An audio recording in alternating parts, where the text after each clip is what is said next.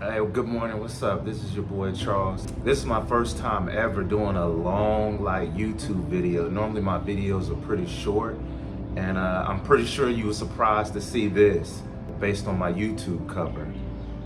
I just been in reflection these last couple days about the school shooting.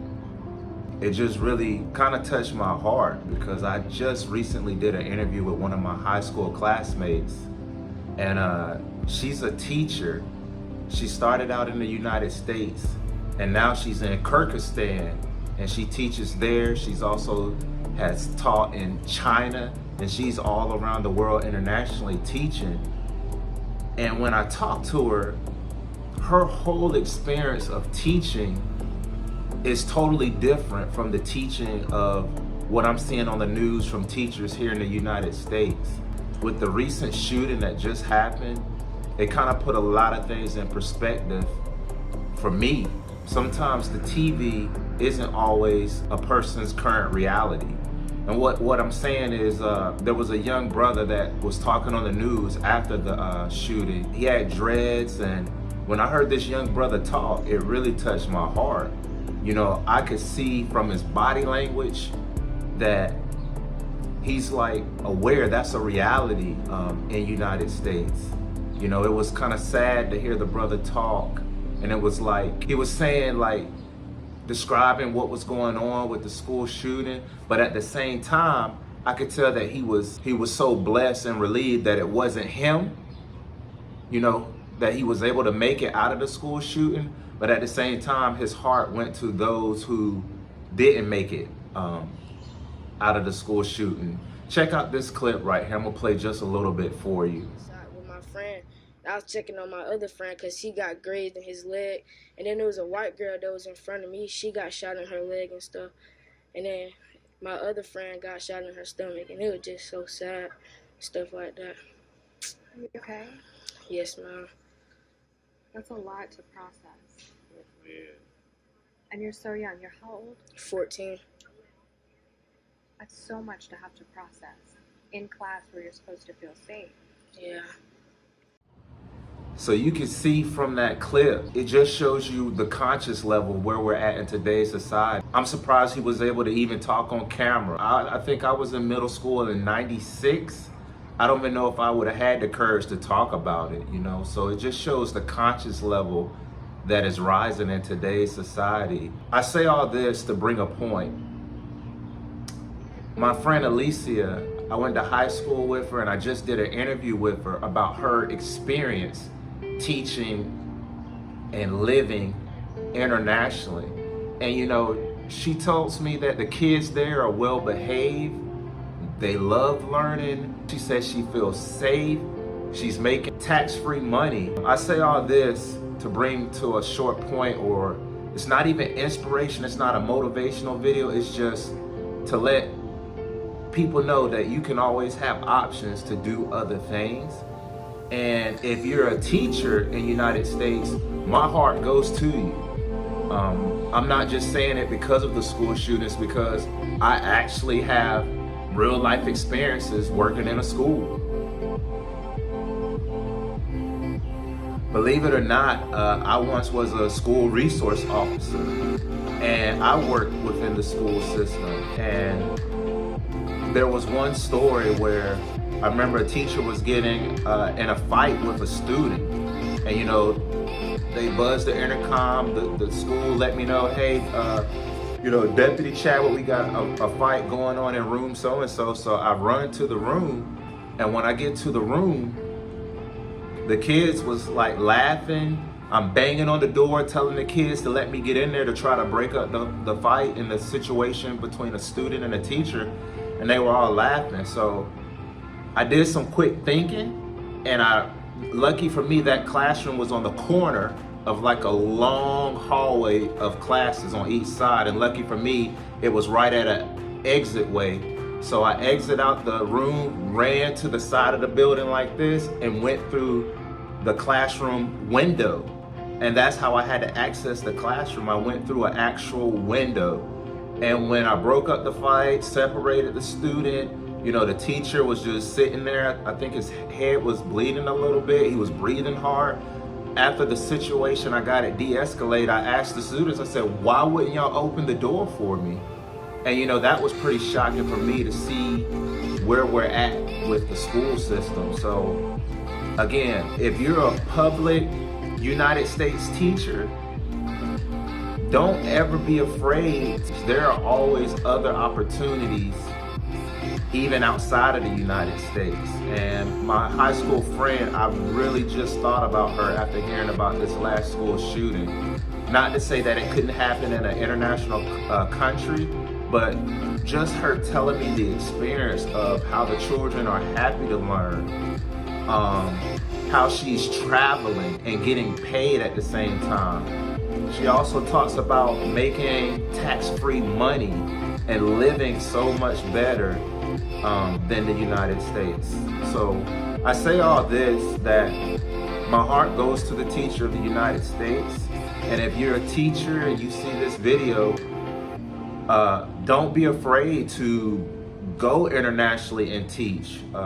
Based off what my high school friend told me, she's making tax-free money. The cost of living is low. The students are eager to learn, you know, with her teaching English.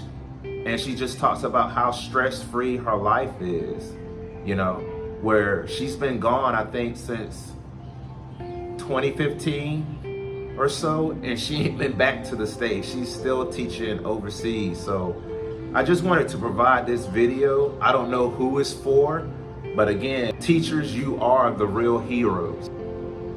Even when I was in school, I remember teachers always would tell me, Charles, we don't get paid enough to do this job. And that's back in the late 90s and early 2000s when I was in school. So I think it may be true to this point. And it takes a special person to want to teach day in and day out, because it's kind of true. Like, teachers are starting to have to fulfill the roles of parents as well, you know, with teaching kids how to behave or what's an acceptable behavior and what's not. So my heart goes to the teachers, and in my book, you guys are the real heroes. Always have been, and maybe always will be, the way society rolls. I can't tell you how many teachers really had an influence in my life, and there's one teacher that really inspired me. And I know if I'm gonna share a story with y'all. I went to a little high school in Jacksonville, North Carolina called Southwest Onslow. Everybody who went there, we all know Miss Midget. Miss Midget was a tall, I think she taught English, if I'm not mistaken. It's been a while, but she was very tall, over 6 foot tall. She didn't take no mess from nobody, you know. And one thing about Miss Midget, I'm gonna share a story with y'all, and then I'm probably gonna get off this YouTube, because this is my first video ever that's like this long, just talking. But I remember, I think I was in the 11th or no 10th grade, I believe. And every week Miss Midget would give us like a 20-word vocabulary list. And one day she called on me and was like, Charles, what's this word? And you know, one thing about me, I was a class clown. I always was a class clown. I had my arms like this, chilling in the classroom. I was like, I don't know, and I don't care. She asked me the next word, and keep in mind, it's just 20 words. I was like, I don't know and I don't care. Everybody's laughing, I'm enjoying it. I'm looking at everybody, it's like, yeah, I run this classroom. And lo and behold, Miss Midget just paused at her desk. She took her hand like this and put her you know, chin in the thing, and just paused for a couple seconds, just looked at me. And she said, Charles, you know what's sad about, you know, your situation? I was like, what? She said, a police German Shepherd dog can learn over 250 commands in German, and you're in my classroom and you can't even learn a 20-word vocabulary list. When Miss Midget said that to me, all the laughing, all the laughing that I was doing, my smile and giggling went to a frown, because that really resonated with me. And I wouldn't say she compared me as a dog, but she compared the learning capability. She put it in a way that I couldn't laugh no more. And that's something real, and I will always respect. Rest in peace, Miss Midget from Southwest Onslow High School. When she said that to me, it really resonated with me. And because of her harsh, brutal truth, honesty to me, the next week I knew all 20 words because of that. That's when learning got real for me. And as I think about the time that we live in, if she would have said that in today's society, and I know from my parents, they wouldn't care.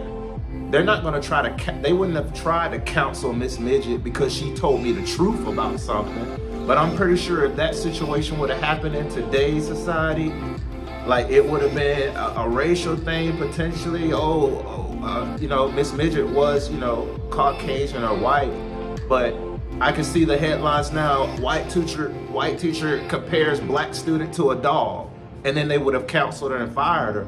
But looking back over my life, Miss Midget passed away a couple years ago. I'm thankful for that situation because it really, really got me motivated for education. Just to, not even so much education now that I think about it, but just to get like serious about life when we look at the opportunities we have. So big shout out to Miss Midget. And again, my heart goes to the United States of America teachers. Like, I kind of get it. And again, I've worked in the school system to see it. I don't anymore, but my heart goes out to you guys. And I say all this, I get it. When you're in the United States, you love your family, you might bought a house, you're rooted. But I am telling anybody who sees this video, send this to your friends who are teachers. You can go overseas, be safer, make more money, and I get it. When you're a teacher, you really ain't doing it for the money. When I was in law enforcement, you really not doing it for the money. But after interviewing my friend here recently, Alicia, she's an international teacher, and her whole experience is totally different from the United States. So check out this video I made, an interview with her, if you're ever interested in teaching overseas to get a different atmosphere. This is Charles. My business is named 𝐥𝐢𝐤𝐞 Experiences, and I write books based off my experiences. I give the best outlook with my books. So check me out at www.𝐥𝐢𝐤experiences.com. You can find me at Reduce College Debt on Instagram as well and Facebook. But my heart goes out to the teachers. Today is Wednesday, and I just want to send much love to all teachers across the world. But also, I have to put an emphasis on teachers of the United States of America. This is Charles and 𝐥𝐢𝐤𝐞 Experience. Thanks for checking in this video.